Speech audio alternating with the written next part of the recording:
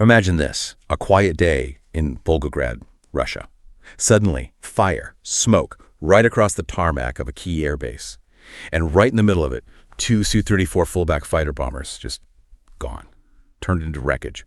So this deep dive, we're digging into that. What actually happened? Who could be behind it? And maybe most importantly, what does this mean for the bigger picture, for the war itself?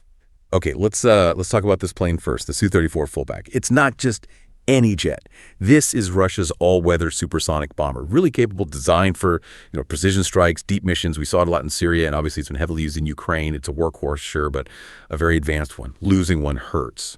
Losing two like this on the ground inside Russia, that definitely raises eyebrows. And what's really striking is how fast we got, well, completely different stories. The basics seem clear: early morning, flames, two planes destroyed on the tarmac, but then almost immediately Ukrainian sources are saying, we did this, sabotage.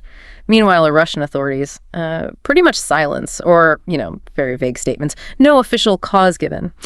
Which leaves us with the big questions, doesn't it? Was it a drone strike? Maybe a long-range one? Or could it have been an inside job, someone on the base, partisans? Or maybe, just maybe, a really bad accident they just don't want to talk about. Getting a handle on these different narratives is, well, it's crucial. That really is the core puzzle, isn't it? Each possibility has such different implications. Let's start with the drone idea. If Ukraine managed to hit Volgograd with a drone, what does that tell us? That's quite a distance. It is. We're talking, what, over 400 miles from Ukrainian-controlled territory? Roughly. It's not impossible, though. Ukraine has been developing these longer-range UAVs. We've seen attacks further in Russia before. Like the UJ-22, maybe? Or something similar? Exactly, things like that. Or even modified commercial drones. The main challenge is always getting past Russian air defenses over that kind of distance. If they pulled this off, it shows a real jump in their targeting maybe stealth capabilities. It suggests Russian airspace isn't quite the fortress they project. Okay, what about the sabotage angle? An inside job. That just feels different, somehow more unnerving. It does carry a different kind of weight psychologically. Look, confirmed cases are rare, obviously, but we have heard reports, some credible, about partisan groups, maybe disaffected individuals within Russia, think railway sabotage, things like that. Right. Doing it on an active airbase, though, that implies either someone working there, or maybe Ukrainian special forces, or sympathizers nearby. The goal: pure disruption, instability, showing that nowhere is truly safe. Security is always tough on big bases like that. An insider knows the weaknesses. And then there's the third option, a catastrophic accident. Russia's silence makes people skeptical, naturally. But could it happen? Could an accident really take out two advanced jets like that? Well, accidents aren't impossible.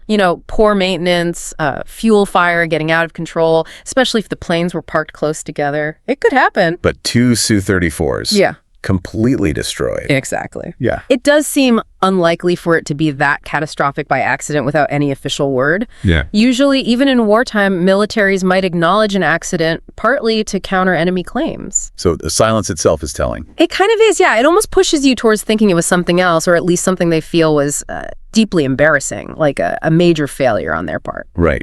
So regardless of the exact cause, the impact seems huge. If Ukraine or related groups were behind this, it fits this pattern we're seeing of these deep strikes, right? Yeah. Hitting valuable targets way behind the lines. The military loss is obvious, but the symbolic hit too, it's pretty significant. Absolutely. And connecting it to the bigger picture, if this was an attack, it really signals a potential shift. This idea that Russian airspace deep inside Russia might not be safe anymore.